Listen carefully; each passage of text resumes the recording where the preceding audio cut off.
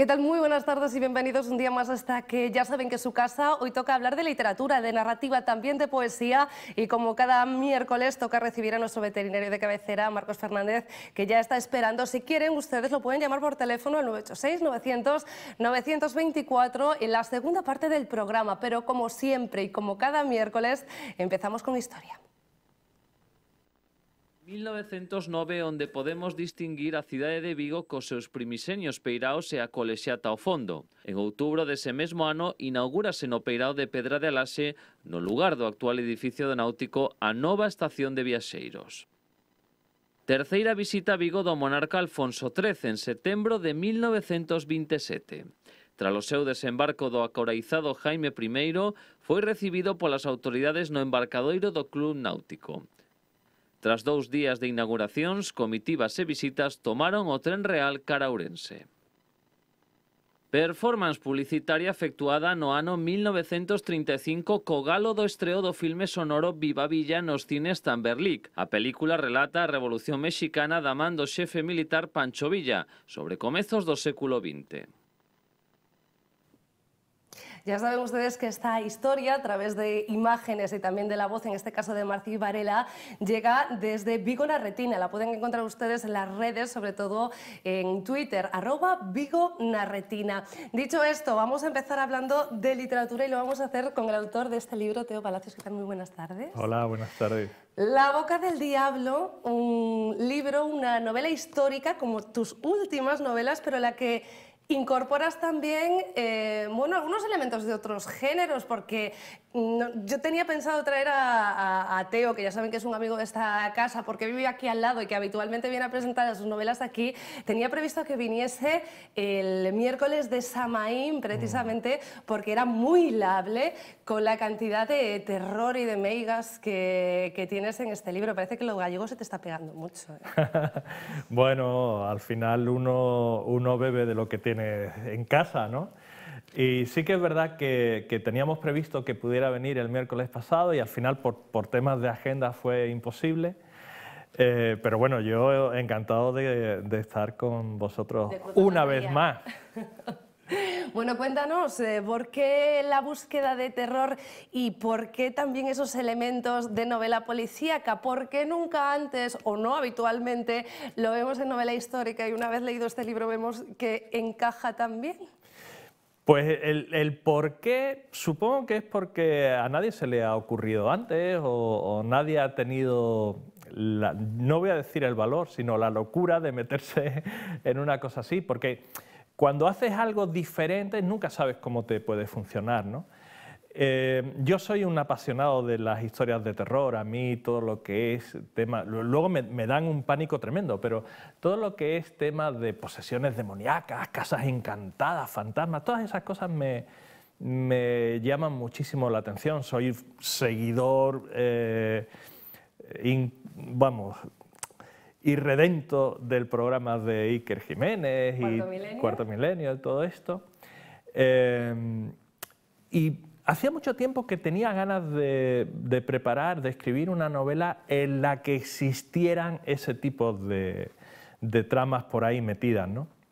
Lo que pasa es que, bueno, uno anda con 50.000 proyectos y las cosas necesitan tiempo.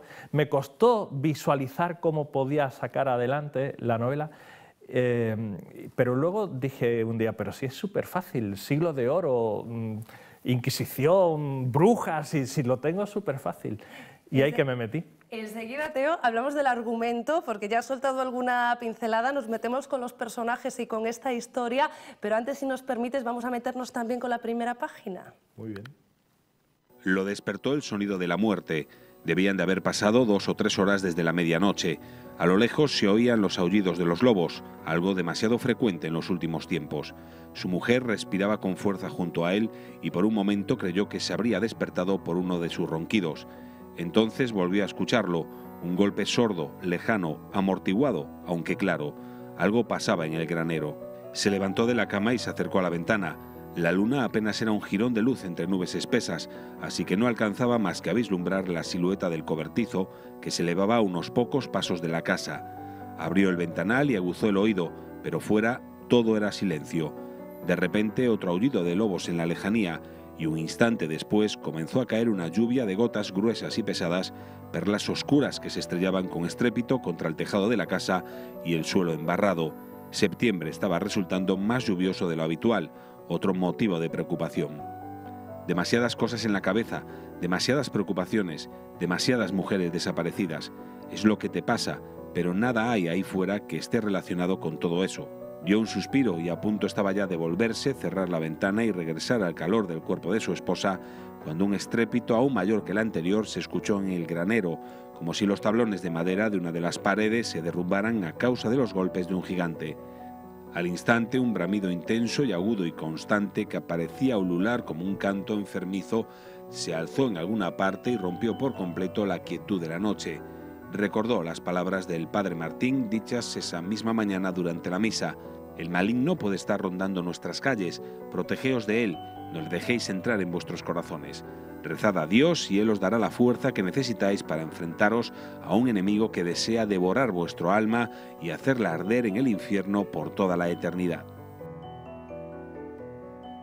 Que efectivamente habla del maligno en una época 1588 muy oscura, no solo en Escocia, donde en aquel momento empezaba la caza de brujas, sino también en España, donde directamente eran cazadas o ya no salían a la luz, porque ahí estaba la Inquisición, y dos inquisidores, entre otros personajes importantes, son los que protagonizan esta novela, ¿no? Sí, la idea es...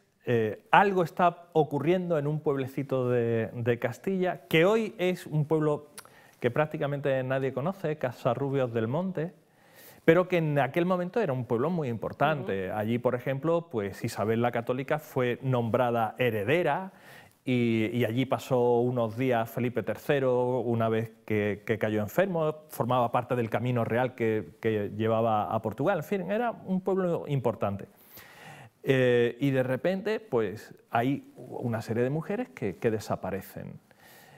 Y nadie sabe qué está pasando y dicen, bueno, vamos a mandar allí a un par de inquisidores, porque además empieza a correr la voz de que un vecino, Miguel, que escuchamos en esta estupenda narración, pues dice que ha visto a un demonio devorando a una de las desaparecidas, ¿no?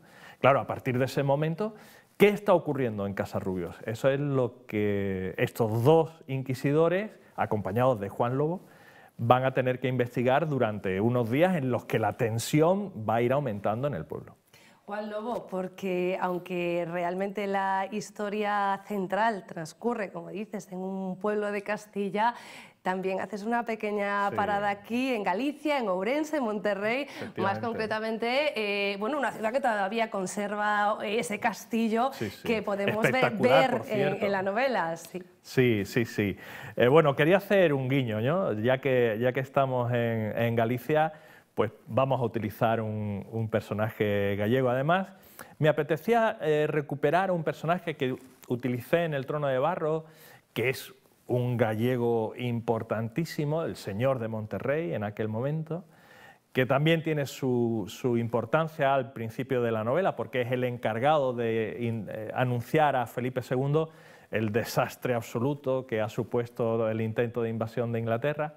Y bueno, pues era un momento interesante, ¿no? Un punto de partida interesante. Además, pues estuve hablando con amigos, oye, ¿y cómo podríamos utilizar el gallego para meter alguna palabreja en el libro? Y bueno, hay algunos guiños, sí. Bueno, Juan Lobo, que también es un personaje con mucho carisma, un personaje que de per se ya tiene su propio protagonismo en la novela y que también nos deja entrever, en cierta manera, otro estilo de narrativa, como puede ser no sé si literatura romántica exactamente, pero bueno, que también hay un... Sí, hay un puntito de ese tipo de historias de amor muy intensas, muy desgraciadas, pero que tienen un resquicio por el que quizá las cosas puedan salir bien, ¿no?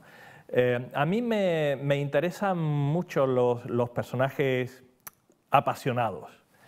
Y bueno, me metí en la piel de Juan Lobo pensando qué ocurriría con un hombre que se marcha durante 3 años de su casa siendo joven, dejando un amor atrás en su pueblo natal. cuando regresa, ¿qué es lo que se encontraría, ¿no? ¿Cuáles serían sus expectativas y cuál sería la realidad? Y ahí estamos, ¿no? Ahí es el momento en el que Juan regresa a casa, una noche de lluvia intensa, como no puede ser de otra manera, en invierno en Orense, y lucha contra ese interés, por un lado, que tiene de saber si me esperan o no, y el miedo de saber realmente si lo han esperado o no, ¿no? Esa dicotomía me parecía muy interesante. Bueno, y toda esa palabreja que nosotros creo que aprendimos con aquellos que llegaban de la guerra de Vietnam, de estrés postraumático, resulta que los supervivientes de la Armada Invencible ya lo padecían, y se ve como qué cerca podemos estar de una persona que vivió en 1588, y no lo digo por nada, sino porque ya ustedes seguro que conocerán la literatura de Teo Palacios.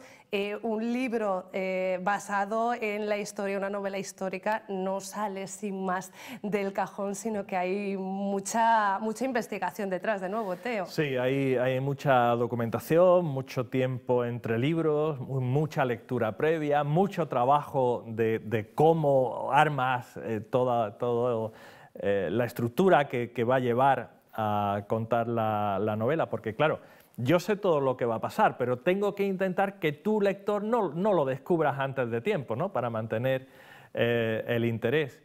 Y en cuanto al tema del estrés postraumático, pues te puedes imaginar, en el caso de Juan Lobo, es un personaje que se monta en un barco en La Coruña, hace toda la travesía bordeando el canal, explota el barco en el que viaja, está a punto de ser bueno, pues ajusticiado, pensando que es un traidor, se salva in extremis, recibe la orden de viajar a toda prisa para anunciar el desastre, pero las tormentas, los vientos, esto está documentado, ocurrió así. Un barco que tenía que tardar apenas unos días en llegar a San Sebastián, pues es desplazado durante más de un mes. No llevaban víveres, no llevaban agua, llegaron prácticamente muertos.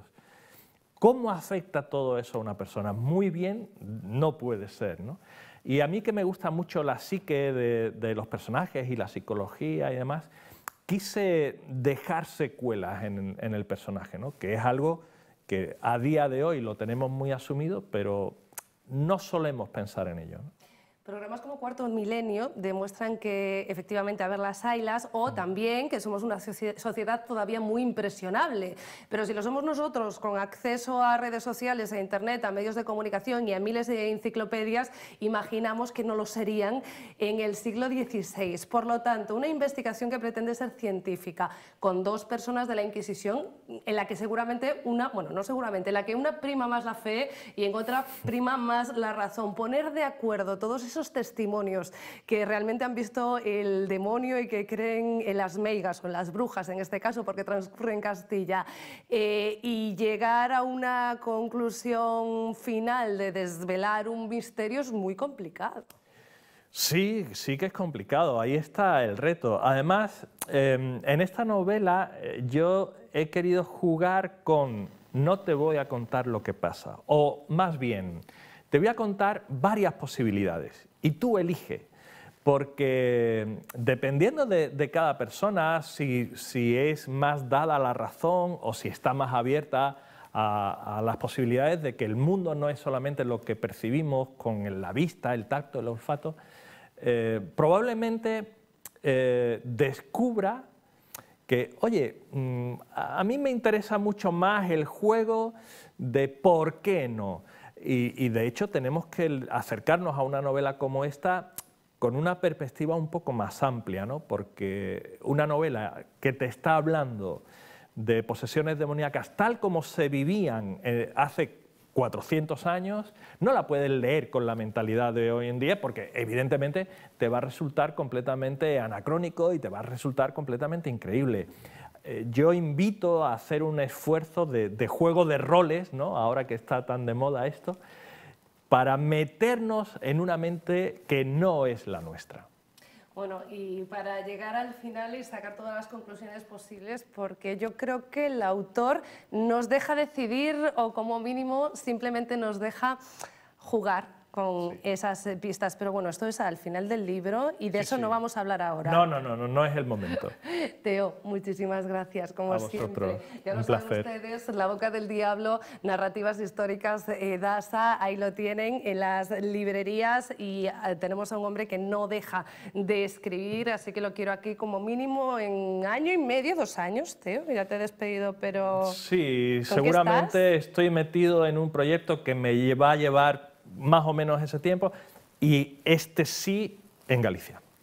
Bueno, deseando leerlo. Gracias. A vosotros. Señores, y decíamos que íbamos a hablar de narrativa e íbamos a hablar también de poesía, porque mañana comienza un largo homenaje a uno de nuestros grandes poetas. Saben que él nació en Viveiro, pero decidió que después de pasar por Madrid y beber el café Gijón, Vigo iba a ser su destino final. Aquí fallecía hace 3 años y a partir de mañana vamos a recordar a Carlos Soroza. Este jueves por la mañana en Pereiro y 3 años después de su muerte comenzarán 2 días de homenaje a Carlos Soroza con la entrega simbólica del que puede considerarse su último trabajo, el librodisco Aute Canta Orosa, cuyo contenido el poeta no pudo escuchar en vida. Carlos estaba emocionado con que Luis Eduardo Aute pusiera música y voz a sus poemas. Entonces esta placa lo único que pretende es dejar allí constancia de la entrega que le hacemos a Carlos. Ya desgraciadamente no puede verlo, pero de este trabajo en el que hemos estado inmersos durante los 2 últimos años. Esta entrega simbólica se hará con la colocación de una placa conmemorativa junto a su tumba a las 10:30 de la mañana. Por la tarde seguirán recordando al autor de Évame, La llama prestada o Cabalum, con una mesa redonda en la que intervendrán Javier Monforte, el productor de ese disco con la voz de Aute, Antón Castro o también Antón Patiño. Será a las 8 de la tarde en la sede de la Fundación y el viernes se presentará este trabajo con la presencia de José Ramón Aute, que viene a Vigo en representación de su hermano. Carlos Soroza le inspiró un tipo de trabajo del que estaba muy encariñado, por el que tenía mucha ilusión. Le encantaría estar en Vigo, pero como sabéis, Luis Eduardo Aute sufrió un infarto hace 2 años y pico y lamentablemente no se puede desplazar, ¿no? En palabras de Eduardo, este trabajo que tenemos encima de la mesa, Aute Canta Oroza, es algo especial para él, es algo especialísimo para nosotros. Este homenaje culminará, espera Javier Romero, el director de la editorial Elvira, en el año 2019, cuando quieren tener en marcha la Fundación Orosa, una fundación que haga la cultura desde la calle, como quería el autor. Continuamos, Marcos Fernández, ¿qué tal? Muy buenas tardes. Buenas tardes, María. Tenemos pregunta de la semana pasada, la lanzabas al aire. ¿Qué beneficios, porque tú lo dabas por supuesto, tiene la castración, la esterilización de nuestro animal de compañía? Que sepas que yo no es que la haya hecho con trampa, ¿vale? Sino que, claro, la gente no tiene que dar en la calle, por supuesto, nada. No. La pregunta que formulamos en la calle fue ¿qué beneficios, si los hay, tiene la esterilización de nuestro animal de compañía, ¿vale? Bien. Te lo digo porque esto tiene mucho que ver con las respuestas. Ahí va. ¿Cuáles son los beneficios de castrar a nuestra mascota? Ah, pues son muchos. Muchos, te evitas muchos problemas castrando a los animales, ¿eh? ¿Cómo cuáles? Pues por ejemplo que no tengas una camada que no quieres tener, que no sabes qué hacer con ellos, los tienes que regalar, o si lo consigues regalar, o sea... ¿Y para el animal en sí, algún beneficio? Hombre... Pues supuestamente, que yo tengo entendido, el evitar supuestos tumores futuros, ¿no? Una que si se nos escapa, pues supongo que no tiene pues descendencia no deseada y bueno, poco más, ¿no? Yo digo las preguntas, no las respuestas. Sí. Bueno, pues quizás eso y bueno, si no quiere tener descendencia, pues mira, mejor, ¿no? Porque así no tiene el celo, no se encuentra mal, no lo pasa mal. ¿Beneficio? Hombre, yo en principio diría que no. Bueno, también según, ¿eh?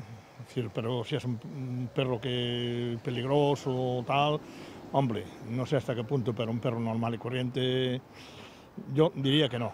Beneficios de castrar a la mascota. Pues habría que preguntárselo a la mascota. A ver qué le parece. Podemos responder que ninguno, ¿eh? Pues ninguno, yo qué sé. Bueno, nosotros podemos preguntar a la mascota, yo estoy segura de que si la mascota pudiera elegir, diría que no, porque de hecho el veterinario me estaba echando la bronca y me estaba diciendo, hombre, mejor esterilizar que castrar. Digo, no hay tabús, el idioma es el que es. Yo sé que a los hombres eso de castrar os pone el vello de punta, pero a los pobres es lo que les hace. Es una palabra poco atractiva, castrar, ¿no? Pero bueno, pero simplemente sí. Los ingleses lo usan para los machos y para las hembras usan la esterilización, hacen un poco de diferencia. En general nosotros hablamos siempre de castración o esterilización para suavizarlo un poco, pero tiene un montón de beneficios. Algunos de los que ya han dicho en la calle, ¿no? Como evitar camadas no deseadas, esto es fundamental para controlar la sobrepoblación de animales, cuántos animales están abandonados, luego hablaremos un poquito, pero además tiene otros muchos beneficios para la salud, además para la convivencia, porque estamos cansados de hablar de que queremos que los animales formen parte de nuestra vida diaria, urbana sobre todo. Bueno, pues la castración, y esto en otros países nos lleva mucha delantera, ayuda mucho a esto, pues a reducir la agresividad, las peleas entre animales, el que se escapen y se puedan extraviar por ahí en el momento del celo, por ejemplo, o como decíamos, que venga una hembra pues con gestación, ¿no? Y luego beneficios de salud, ya hemos comentado alguna vez, alguno de los oyentes decía tumores. Bueno, pues sí, los tumores de mama, esto está muy investigado y sabemos que si una perra o una gatita la esterilizamos cuando es joven, pues cuando tiene más o menos un año de edad o incluso menos, de mayor no va a tener cáncer de mama. Y ese es un problema muy habitual y que a veces es muy grave para sobre todo las gatas, ¿no? Cuando ya tienen unos años y tienen algún cáncer mamario, y eso puede acabar con su vida. Y además otros beneficios de salud. Los machos, ya también lo hemos dicho, creo que hace poco una pregunta de un oyente, la próstata, pues la próstata mejora solo con la castración, no aumenta de tamaño. Los tumores de testículo, los tumores de ovario, los tumores de útero, o sea, un montón de beneficios para la salud de la mascota. Y de hecho va muy ligado con la esperanza de vida. Se sabe que un gato, sobre todo un gato, por ejemplo, de acceso al exterior castrado, no tiene para nada la misma esperanza de vida que un gato que está entero y que tiene mucha menos esperanza. Marcos ha sido muy valiente, ¿eh? Yo utilizaba castración y él en vez de esterilización ha utilizado el mismo término, pese a que sé que no le acaba de gustar. Dicho esto, con respecto a la mayoría de las respuestas, que eran efectivamente que una de las desventajas es que no tenían descendencia no deseada, o incluso que no se llegaba a escapar para que otro no tuviera descendencia no deseada, alarmantes de nuevo los datos de abandono. Sí, esto es algo recurrente todos los años, más o menos a final de año hacemos un poco de cómputo. El año pasado unos 138.000 animales se recogieron en las calles españolas, ¿no? Y es el dato más alto de toda la Unión Europea. Entonces, la castración de los animales, entre otras herramientas, nos ayuda a evitarlo, ¿no? El identificarlos para poder localizar a sus dueños. De hecho, solo un 15-16% de los animales que aparecen abandonados tienen microchip. O sea, muchos animales son abandonados y, de hecho, el primer motivo de abandono son camadas no deseadas, que lo decía la primera señora, ¿no? Pues cuando una perra o una gatita se queda preñada, sus dueños muchas veces llegan a dejarlos en un contenedor, en una cuneta, en una clínica veterinaria, ¿no? Y esto hay que intentar luchar contra ello, ¿no? Marcos, y la última, brevemente, nos vamos a despedir con esta fotografía de esa carrera con mascota que discurría este fin de semana por las calles de Vigo, y te pregunto, bueno, pues para saber cómo fue. Pues fue muy bien, había más de 300 inscritos en la carrera y además era un motivo solidario porque parte de la recaudación, un 30%, va destinada pues a la Protectora de Animales de Vigo para intentar buscarle dueños a estos animales de los que hablamos que están abandonados, ¿no? Y siempre es bueno mezclar un poco deporte, tanto para el dueño como para la mascota, ¿no? ¿Corriste? No, estoy lesionado. No podía. Bien, bien, no, a ver, como excusa es buena. Luego le preguntamos por la lesión, pero ahora lo tenemos que despedir porque no queda tiempo. Marcos, muchísimas gracias. No, gracias siempre. ¿Qué pregunta vamos a hacer para la próxima semana? Para la próxima semana vamos a hacer una pregunta que también es algo así como muy cotidiano, que es ¿cada cuánto debemos de bañar a nuestro animal, ¿no? A nuestro perro o a nuestro gato? Cotidiano debe ser. Vamos a ver si nuestros espectadores lo hacen a menudo también. Gracias, Marcos. Hasta la semana. Y a ustedes nada, gracias también. Nos vemos mañana con más Plato Abierto. Un beso.